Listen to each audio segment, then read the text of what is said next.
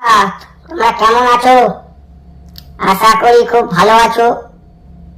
আমি একটু একটু ভালো আছি। আজকে আপনাদের কাছে আমার কিছু কথা বলবো। আমি ছোট থেকে মা বাবার ভালোবাসা পাইনি। ছোট থেকে মা বাবার ভালোবাসা পাইনি।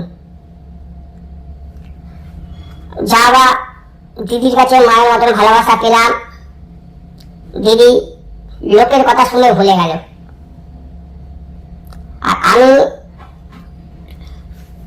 যা বা একটা শাশুড়ি পেলাম, ভাবলাম মায়ের মতন, শাশুড়িকে মায়ের মতন খুব ভালোবাসতাম, সেও আমাকে ভুলে গেল।